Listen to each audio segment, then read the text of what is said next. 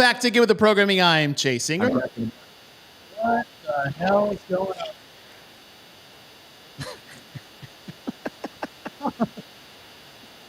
Dude, you're all muted and stuff. It's all like fuzzy. I don't know what's going on. Uh-oh. So it wasn't John's mic. Right, exactly. What the heck? Oh, I know what's happening. Hold on. Soccer Mom, what's up? Steven, what's up? Okay.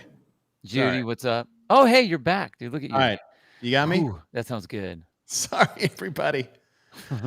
Oh, I know what happened. I had YouTube up at the same time, and I was getting pumped in. No. Because I was going to try to make polls as we did this. Welcome to Get With The Programming. I'm Chase Singer. I'm Captain America. And along with me is Bill Grundler. Wolverine. And we have the man himself, Mr. J.R. Howell.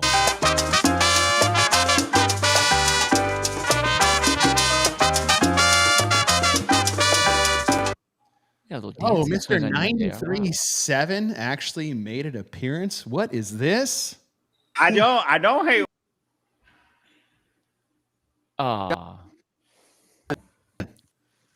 everybody. This is a squad. John, we weren't sure you're going to make it, so I made graphics for 3 of us, and if you have workouts, you might just have to tell them to us. Okay, sounds good.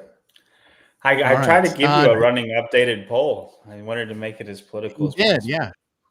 Oh, no, it's John, great. I have a question for you, John, before we sir. get going. Is that a post enchiladas and nap face that I see right now?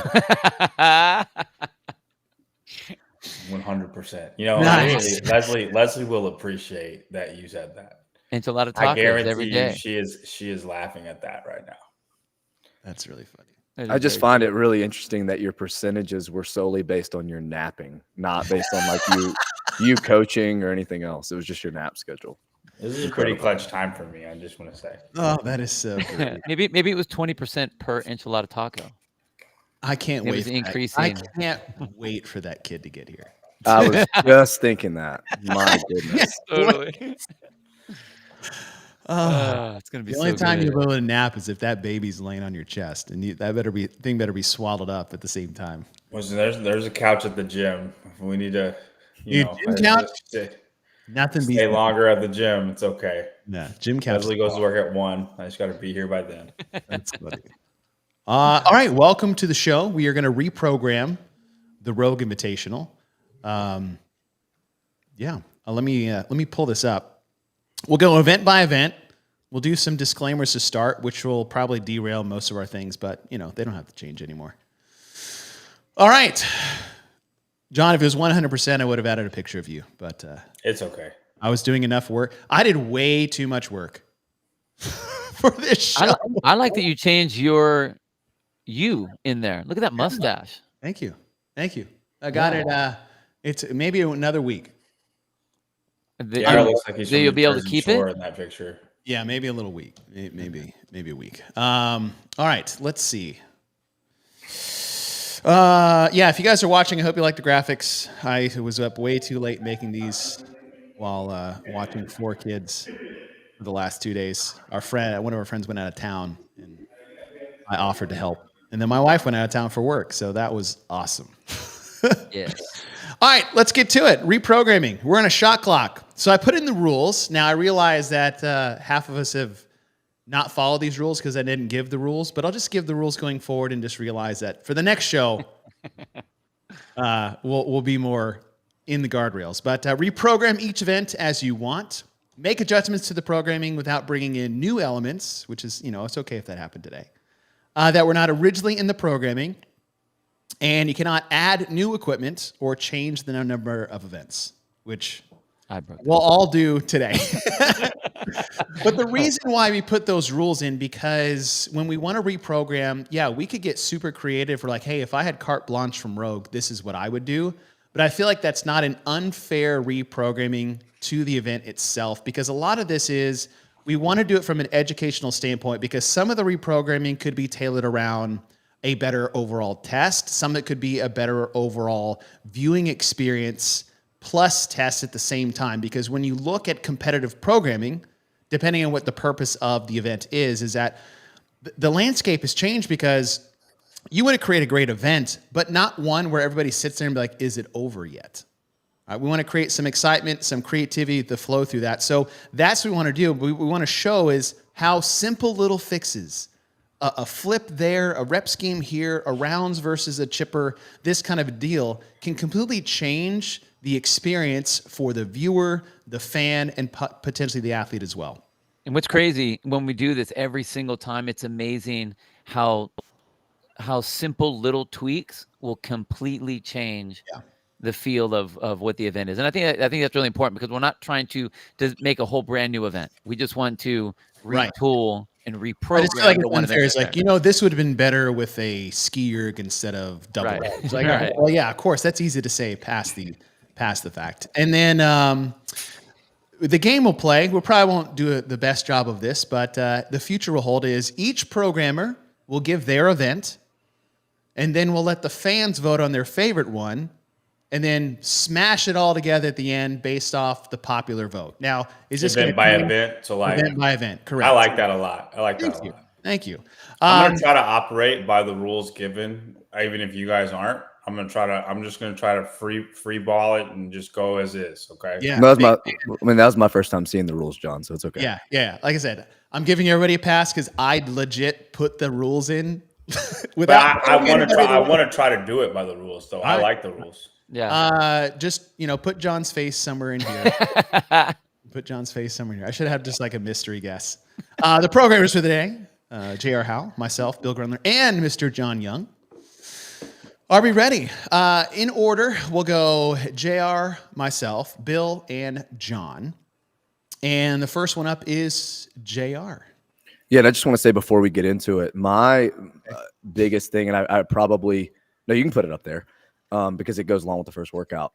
I really, really, really tried to preserve what I thought their intended stimuli for all the events were without doing a whole lot of changing even in that standpoint.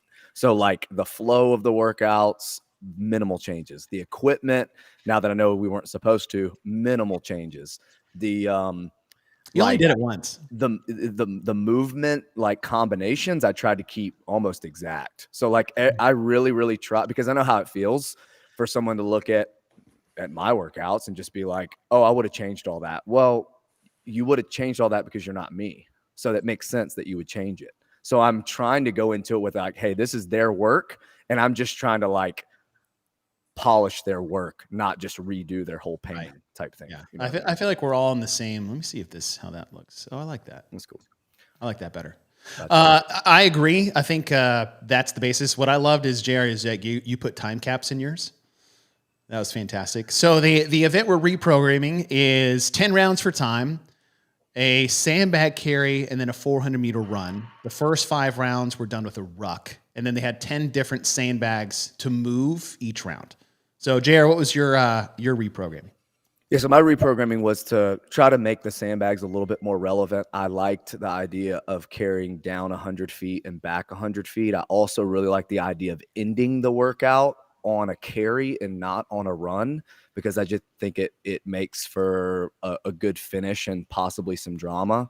I also wanted to use a lot of the same sandbags that I saw on the floor, but I wanted to make all of the weights heavier throughout. So what I did was I did determine the order you had to go in. So on round 1 and 6, you have to do one of the Jerry bags, but you have to carry it single arm farmer carry style. So you have to carry on the right or on the left. Rounds 2 and 7, you have to use the drag bag and it has to be behind you. So you have to pull it forward. On rounds 3 and 8, you have to do a Husafel carry. On rounds 4 and 9, you have to do Jerry bag on the other side. And then on rounds 5 and 10, you have to do a reverse drag. So the bag would be in front of you and you would be backpedaling. Like a backpedal. So 2 rounds using each element, but you have to rotate through them. Okay. A fun part that I love doing this is that nobody knew what each other did until nobody still knows what each other did, how close some of us get from time to time. I always find it fascinating. So I'll be next in. I did nearly the same thing as you did, but not as many rounds. So what mine was is I went 5 rounds. You wear a ruck the whole time. You do a 400-meter run to start each round, but then a 200-meter bag carry in the way it was designed to be made. So the exact same thing that you had. So if you had the drag bag, you have to drag it. There's a strongman bag. You have to carry it over one shoulder. There's a jerry bag. You have to hold it to the side in a farmer carry. Husafel bag in the front carry. And then they had a regular sandbag, and that's just over the shoulder. Now, what I put is that you don't confine which bag they use first. So an element of strategic play is that 400-meter run, all wearing a ruck, grab any bag you want and go 200 meters with it. 200 meters is a long way. 200 meters is a long way. If you're trying to figure it out, like that's a long time to do it with whatever you're doing with the bag. Exactly, right? And so player's choice as they come through, but they had to use the bag in the way they did. I think it would still be long because the 200 meters will be a long way to carry those implements, and I just wanted the sandbags to have a much more impact on the event. Bill? I wanted the sandbags to matter too, so I wanted more of a carry with that bag for a longer period of time. So what I did is on each of the rounds, so it's still 10 rounds, and I know that they had the five different bags, so you basically run through it twice. So you go from lightest to heaviest. You start off with the last carry being 100 feet. I just said, okay, we have 1,000 feet, then it goes to 900 feet, then 800, then 600 of that 400 meters. So the first 400 meter, you have to carry the lightest bag 1,000 feet, whatever that mark would be. And then you would have that drop, drop wherever. And the next one, you have to carry it for 900 feet on the third one. So you go like that. Now you have to go through that again, which means that there is the heaviest bag. You have to take 500 feet once, and then you have to do it for 100 feet on the last one. So that's what I wanted. I wanted more of a carry it however you want to carry it, but you got to carry it around. So it's, and I wasn't really worried about the ruck being worn on that necessarily. I mean, I guess you could throw that in there if you wanted to make sure that it was the exact same thing, but I wanted it to be that every round the carry got shorter. And so it kind of it's kind of like those up and down ladders. Yeah. Where the one movement is heavy and then it's short on the other. You kind of hit that sweet spot in the middle, and then it kind of goes the other way. That's what I was looking for on that one. And I think it would be because of the carry, for the distance that people are carrying, it would be a pretty long time. So, I mean, you would definitely, I think it'd be over the 30 minutes. You'd probably be around like 45 minutes on that for sure. All right. John, what'd you do? Okay, so the distance they had to carry the bags were not that far. It was just a lot of bags, right? So I did not change. I'm not going to change the distance at all. We're not going to wear a ruck at all. I am going to do what JR did. You're going to do the bag last. That's going to be the last thing that you do. But I have 10 rounds. You run 400 meters. The bags stay the same. You pick it as you want to pick it. But you have to do 10 squats, and then you have to do sandbag over the shoulder to get it past the line. Every time. So it's going to be, I don't know how many cleans it's going to end up being. That 200-pound bag, it's probably going to be a few cleans. You know what I mean? But it's 200 is the heaviest it goes. It's absolutely doable, but that's going to be extremely hard. That would take the longest for that bag. And then you got the little 50-pound bag that you might get tossed the halfway down in one thing, right? So like you have to do 10 squats with it. You're behind whatever line. You can edge it up to the line. And then, and just like Filthy 150, if you remember way back in Filthy 150 where they did the sandbag over the shoulder. Yeah. Just like that, you have to do the sandbag over the shoulder. And then Kill Taylor did it with the 100-pound bag. And then you got to re-clean it, go over the shoulder, the total distance. Oof. And no time cap. Everybody's got to do it. Yeah, and no ruck, but that's what mine is. And you can pick the bags as you want. You want to pick the heaviest one first, cool. You pick the lightest one first, cool. But we're gonna have some sandbag debacles, some sandbag races. That sandbag's gonna matter, and then it's you still run 4K at the end of the day. Cool. All right. Event number 2, JR. Why we thought we voting? We have 30 minutes left in this show. It's okay. All right, that's fine. This is the 32-16. So 32 bikes, 16 muscle ups, 8 snatches, 6 shuttle runs is the original event. Yeah, and I'd spent probably the least amount of time on this because I saw how it was written originally and thought that It's a really cool like chipper quartet. It would be even cooler if people didn't kind of coast into the snatches. So I just decided to flip it and put them first, which gives people the opportunity to take a chance and go touch and go if they want. But if you cannot cycle them fast, you're already behind. So they still do matter. And they're layers to the workout as far as fitness layers go. The people who just get left behind by one probably can't make it up, but maybe they can on the last 32 or 26 calories. People that have to break the ring muscle ups once get a little bit left behind. People that break them twice get left behind more. And then you finish on the bike, which for viewership isn't amazing, but I still have to remind myself that viewership should still be secondary to programming. So I left kind of everything in there, made it 2 more shuttle runs, but put them right after the heavier squat snatches. So yeah, that's it. I like it. And the numbers are great. You had sent me this earlier and I was so upset because I was like, God, I like that. So I wasn't allowed to use it. So mine is, I went for rounds. So I had 5 rounds of a 400, 200 in the first one. Now I'm going to 3. And I changed the rep scheme so that this is high paced, high power output racing the entire time. 12-9 on the Echo bike, 9-7 on the muscle ups, 6, but it's down and back is 2 because I wanted a 6 in there and not double up on the 3s because that's just, annoying to me. On the shuttle runs, and then 3 on the snatches, where, like you guys are saying, we want the snatches to matter more. And if you have the ability to maybe touch and go, it's a weapon of choice. But I will limited the numbers to ones that everybody can do. If you go unbroken, you'll be the best. And if you can push the pace the whole time, it'll be a high intensity race. And we're finishing on the snatches, and it's only 3 for 3 rounds. So that's I wanted, just a more high paced one in partition. Bill. I was absolutely disgusted by the shuttle run. It was completely worthless and a waste of everyone's time to see that. And we saw how it really came down to what the squat snatch was and what people did priming into that. So as everyone basically wanted to do, I just flipped it. I cut the shuttle runs off because I don't think at any point they really matter. I don't think you're going to have a whole lot of shuffling or change of leader position with that at all. So start with everyone fresh on the squat snatch. Let them do that. Get them through the rings. And then I agree with JR that ending on a bike isn't the most exciting, except for the fact that when it does matter, to see everybody just going nuts on the bike, I can handle that for a minute. With these athletes, just like really, really, really Once getting that after hand it. goes in the air for the last 5. Right. Yeah. And the hair's flying all over, on the different athletes. So I think that like it would make it way more exciting. It would make it to where it's not solely just, there is obviously still with this a lot of emphasis on the snatch for sure.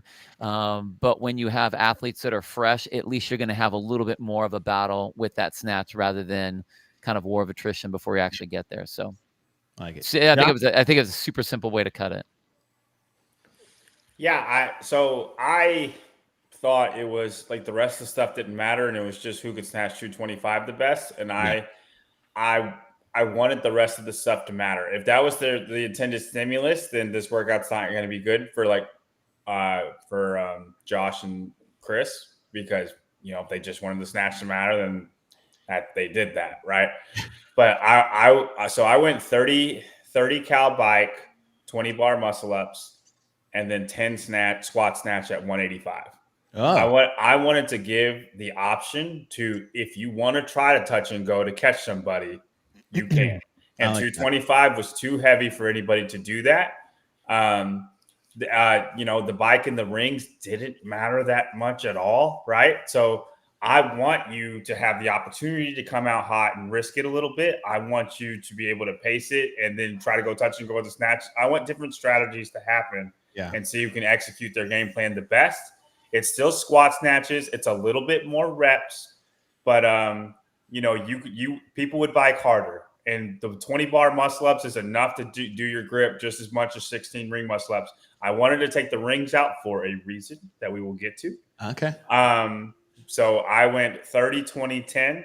And then for the women, I went 20, 15, 10. Mm-hmm. I get that that's way less in the bike. There's probably a better way to manage that, maybe 24, 12, 8. But I wanted to keep it with 10 squat snatches with the 185 And for the women, it would be, we probably go 145, make it a little heavier than typical. Yeah.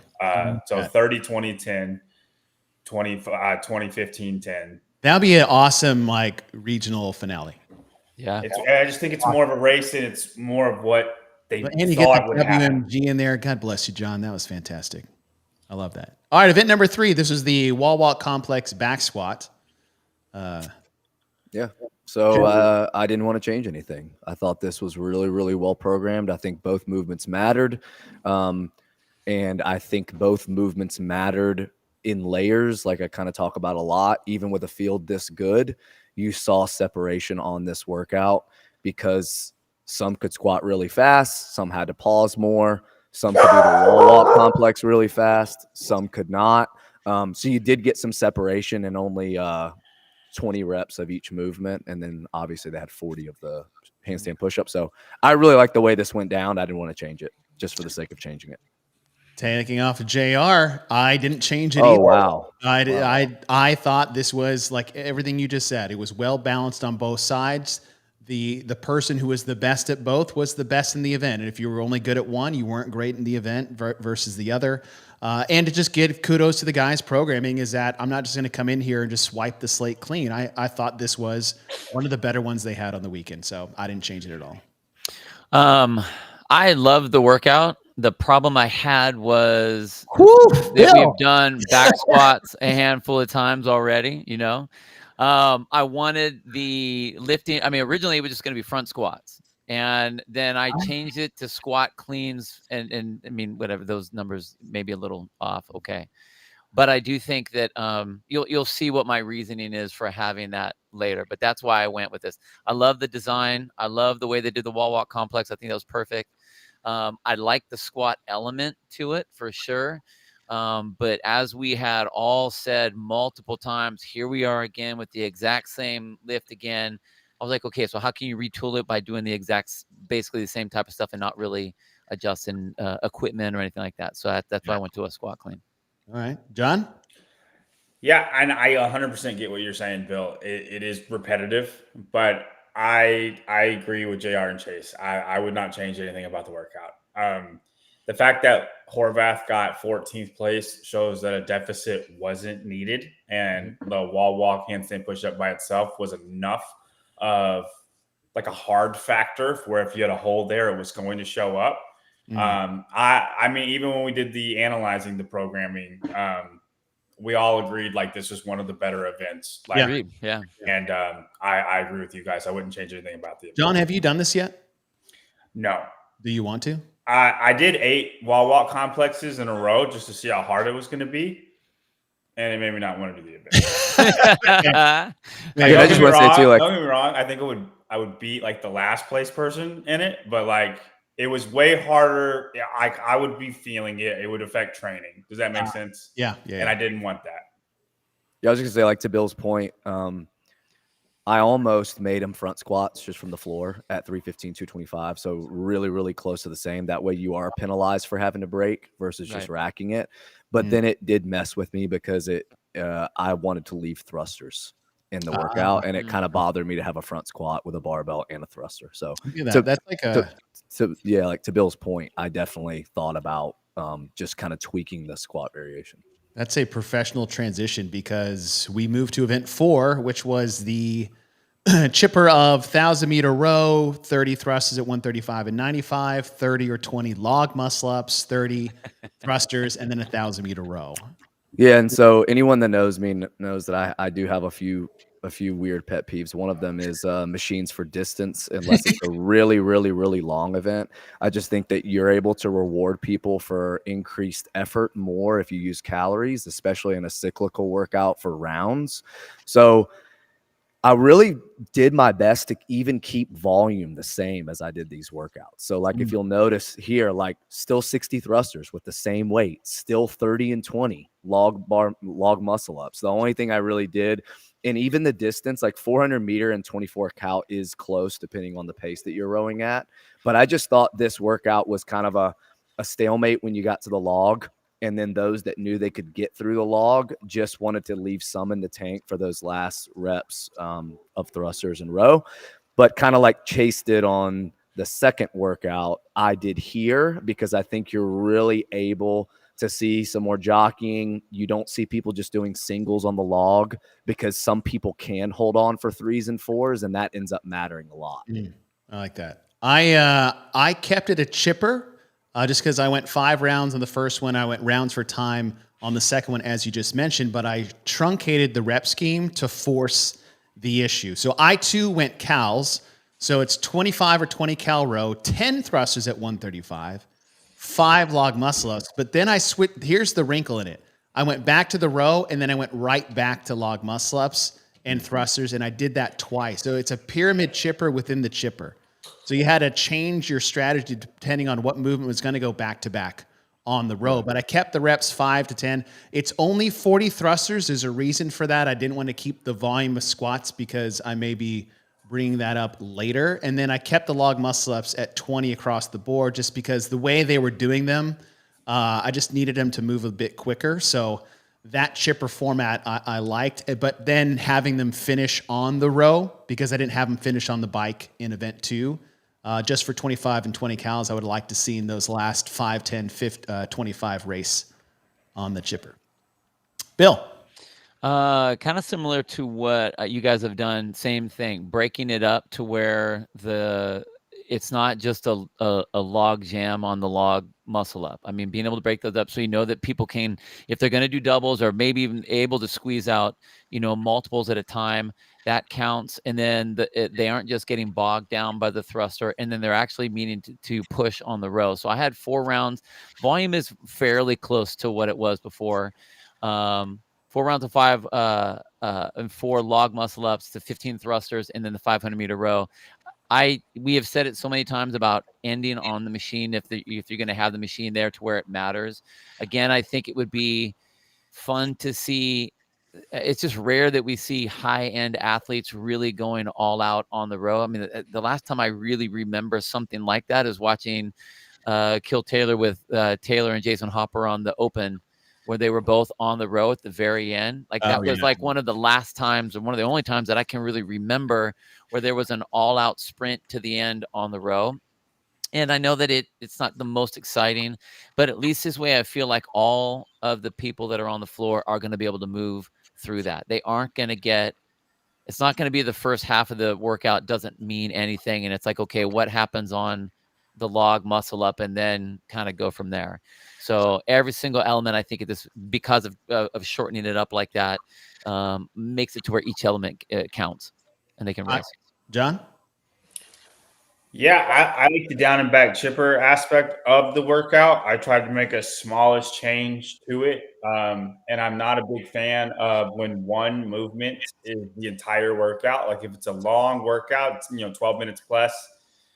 But it's just one, it's literally just one movement. Who's the best at this one movement? And that's what this workout is with the log muscle ups. I think all of your versions blunt that a little bit, but I still don't think it changes the result that much.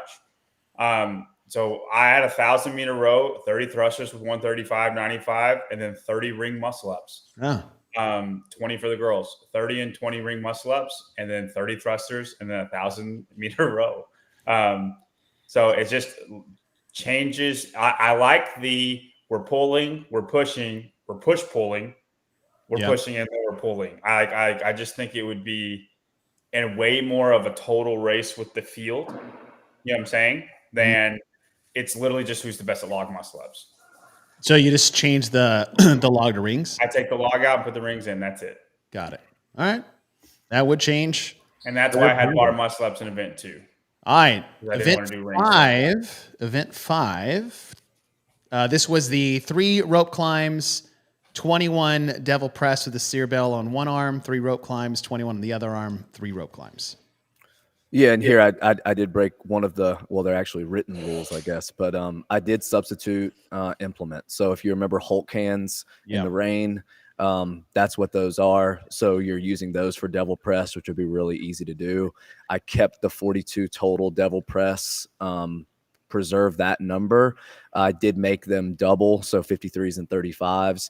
I put all the rope climbs in the middle because on this race specifically, I really think that like advancing the devil press 7-7-7 to the rope and then 7-7-7 away from the rope so that you can see who's winning is really, really important. And it makes the rope climbs matter even more in this workout because the chunk is so large. So I think you could see whoever's the first one off the devil press, are they going to be the first one off the rope? Maybe, maybe not.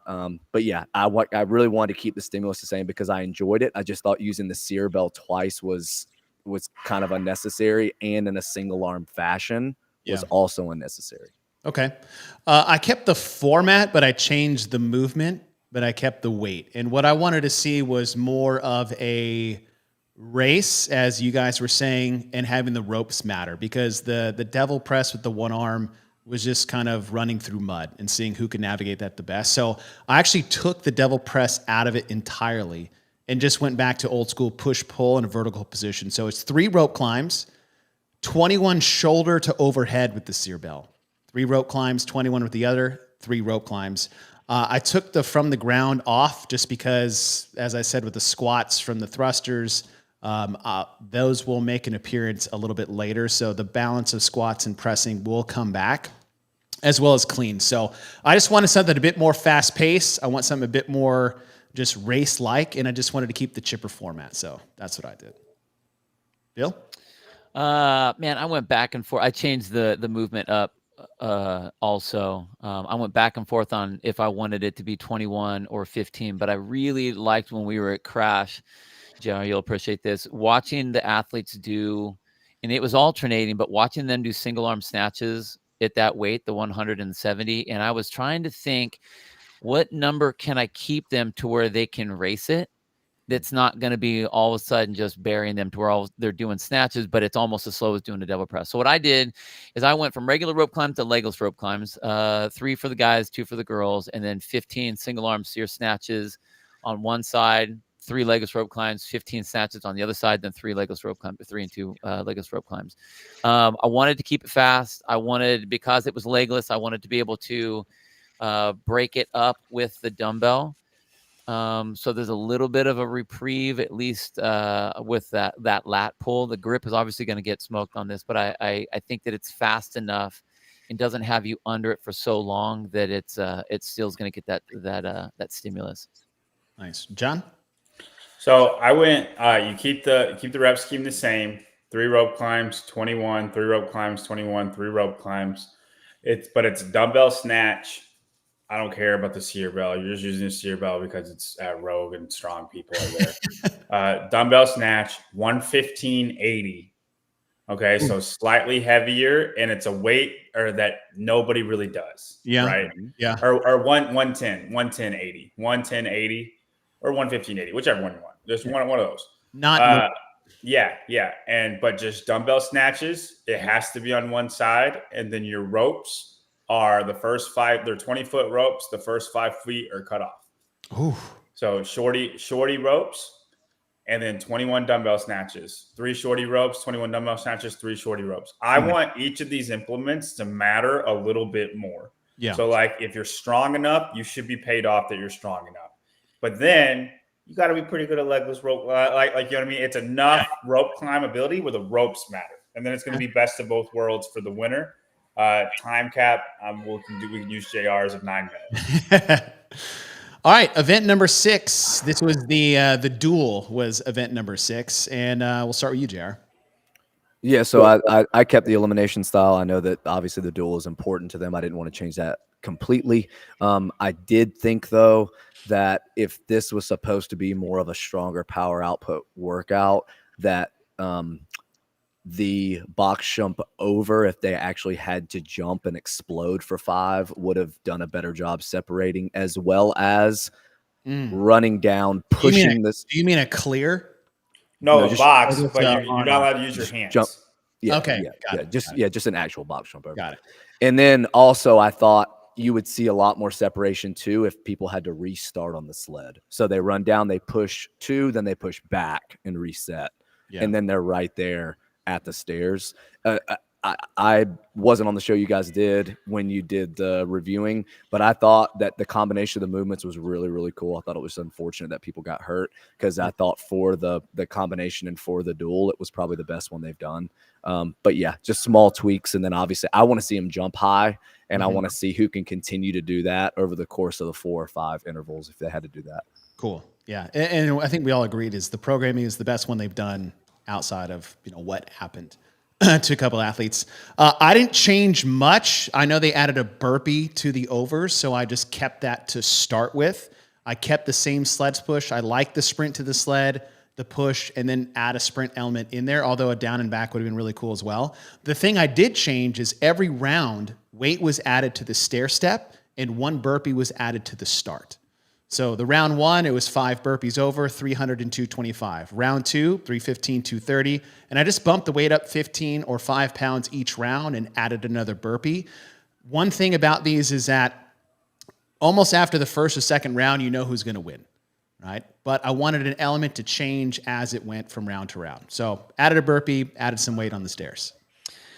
I kept it the same as when they added the burpee. So I originally, when I was watching it, was thinking instead of having a burpee, just having, I don't know, a line 5 feet away. So it's almost kind of like a get up and over the wall kind of a thing. And that gets your hands off the bail. But the burpee did the same thing. So 5 burpee up and over is push the sled. I thought the sled races were great. It was interesting that even with the numbers that they had, there were still lead changes at each one of those implements. And so I really didn't change anything other than, what we talked about, alternating the men and women so that you're not standing there waiting for so long to see what's happening as far as a spectator goes. That was really the only thing that I changed spectator wise of the event. Other than that, I thought it was great. Nice. John? I'm going to keep the alternating men and women thing like Bill just said, because I think that's the biggest thing that's wrong with it. I agree with you guys. I think it's the best duel they've ever had. All I'm doing, I'm not even doing a burpee, like add the burpee to it. I'm going to make the bail 1 foot higher. That's it. Okay. So it's going to be more of like a muscle up to get up there. Like you have to jump pretty high to get up there. So I'm just making the bail. Like those walls they had in like 2013, where it's like they had a scale. It's more of a scale than it is a like spring rebound. Yes, Right. yes, yeah. And like everybody's gonna have to step back and then jump again. You know what I'm saying? So, but whoever does that still works the speed, right? Yeah. And then the men and women need to alternate. I don't want to change anything else about it. Yeah. Clock, you missed the beginning. We would have made cards. John was TBD. Event number 7. This was the pegboard. So 1 pegboard, 60-60 ski GHD, pegboard 40-40, pegboard 20-20, and pegboard. Yeah, and I'm a sucker for intervals in competition. I think they're really, really important. I don't consider event 6 intervals because there's so much rest in between. That's just like a max power output situation. This is probably the one I changed the most while still making everyone do the ski and the GHD, which I think is very important because although this was on the last day of competition, if you have 2 more workouts, I guarantee you the people that finished this workout felt differently on the overhead walking lunge handstand walk Zeus rope than the ones that only got through 1 round of the 60 and 60. Yep. So I think it's really important with a field this large that when you have a combination that is pretty brutal like this, that you make everyone feel it. So they're going to go 3-minute AMRAP, 30 or 24 cows for the females, 30 GHD. That's going to give them about 30 seconds on the pegboard. If they can do it, they can do it. If they can't, they can't. They still got to reset, and there's a minimum work requirement of the ski and the GHD every time. So if you look at the board, they had red line, red line, red line. So there were basically 2 reps within a traverse. I want to cut those in half and make it 4 reps. So if you went all the way across it, that's 4 reps. All the way back, that's 8. And that way you would get enough separation on the 4 rounds, I think, to mitigate some ties other than ties at the bottom, which I don't think are important. And you leave the pegs in wherever you left off? Correct. I like that a lot. That's cool. You'd have to have like your own judge to like if a peg falls out. What happens if a peg falls out? Then I would just have pads there and they just have to restart. Okay. So it wouldn't be like an all or nothing situation where they had to go back to the previous Gotcha. line. I don't think I would do that. Yeah. I didn't change anything. When we're talking analyze the programming, I really liked this event a lot. The fact that athletes couldn't do it, I do not blame on the programming at all. I liked the format. I think it was really cool. And if everybody could race like Laura or Pat, or not Pat, sorry, Brent, in some capacity, not obviously winning each event, I think we would have got a lot more fun races. So I didn't change anything on this at all. Same thing. I loved what it was. I mean, we saw with a couple athletes that could do the pegboard what the race was supposed to look like. And just because Haley couldn't get up on that thing doesn't mean that it was a badly programmed workout. It was. It's like saying pedal to the metal was a bad event. It wasn't a bad event. There were just athletes who couldn't do it. Yeah. So I really liked what it was, and I liked that it was a different way. I really thought the pegboard would be way easier for these guys than what it was. I was literally shocked of just like how much struggle they had with it. Yeah. But yeah, so I liked it. I liked it too. John? I'm gonna rock with JRs. It's better than anything I can come up with. I like JRs a lot. So I think that's what it should have been. I think the big key to JRs is what I like is picking up where you left off. That's a cool addition to that. Yeah, All right, I like And I mean, Yorgos is working. There's no negative 56,000 P score. Yorgos has to do. Event 8 was 3 rounds, 100 heavy double unders, 50-foot overhead walking lunge, and then a 100-foot walking handstand walk with a pirouette at the halfway point in what, sections of 25 feet or 20 feet? Mm-hmm. Yeah, that and like I really like this movement combination. I really liked the event. The only thing from a competition organizer standpoint thing that bothered me was the flow, because you had the red lines and the white lines, and you could even see people asking, so I go there and then I come back. Yes, you go there and you come back. So it just because of that, and because I think we talked about it before, and then it was definitely seen on the floor, is that the rope mattered a lot. So I think you take 3 rounds, you make it 6 rounds, so you're never on the rope longer than 50 double unders. You can still advance the rope down the rubber part of the floor. You pick the bell up, you lunge 25, you turn around, you lunge back. You start in the same spot, you handstand walk 25, you pirouette, you handstand walk back. It preserves all the total volume. It just makes the workout a little bit faster, because I think as fast as people wanted it to be, it was still kind of a grind. Yeah. This is where, when we put programming together, we get really close. I had 6 rounds as well. I didn't want to do 3 because I already have a 3. I wanted to keep the same number of double unders. So I got 6 round, 50 heavy double unders, 30-meter handstand walk with a pirouette at 15 meters, unbroken. It was 100 feet. 100 feet, yep. And then I went 10 alternating Cerebell snatches. So I'm bringing the snatch portion back from the devil press that I took out. So that made an appearance. I'm taking away the legs because you'll see in the final. But just make things a bit smaller, make the races a bit quicker, where the volume isn't just stopping everybody in their tracks. But that unbroken handstand walk element as a, wrinkle. Bill? I liked it. I loved the fact that each one of those elements got pushed, and I went back and forth. I mean, almost identical to what you guys had, breaking it in half, trying to make it to where, all right, everyone can do 50. Everyone's going to be just fine with that. It's after that where it gets dicey, and seeing how that really was affecting some of the athletes and how they were trying to execute after that, I thought was really interesting. I like the lunges. I thought that was cool. The taping was weird. I know that there were a lot of people that were talking about, even people that were watching, that saw different colors and trying to figure out what it was. Took me a moment.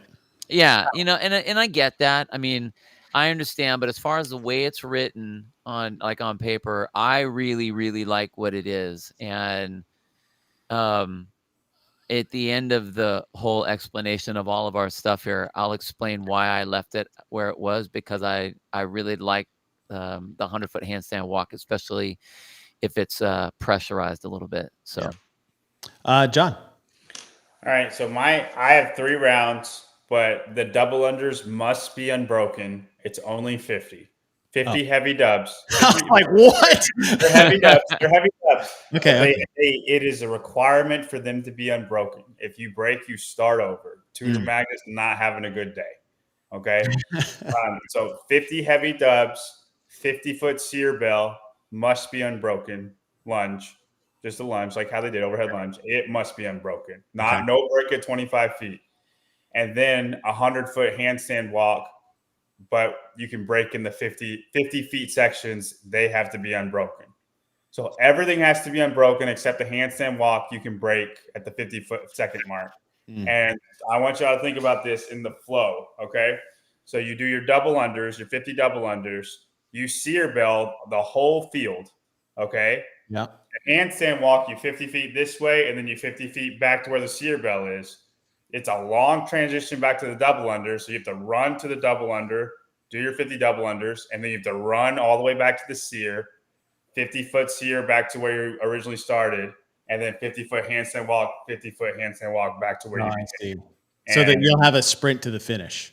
Well, it's a handstand walk sprint to the finish, but you end up right where you started. And then there's just like 3 field sprints, a zigzag in the middle, just because of the flow of the event. So it's just everything has to be unbroken, but it's all 50 feet. It's all 50. Very doable. And, you know, if you're feeling it, you're probably waiting around a little bit.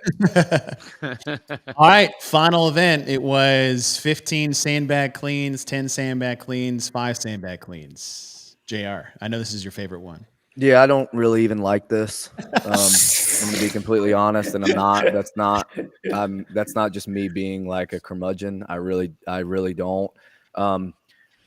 I really wanted to, because I saw the strongman did, like, they brought the snail back. I'm like, my gosh. I'm like, dude, let's just do 15.